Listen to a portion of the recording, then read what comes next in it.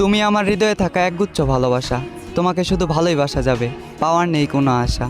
তুমি আমার নও তো কী হয়েছে, তাই বলে কি তোমাকে ভুলে যাব? এতটাই কি সস্তা ছিলা?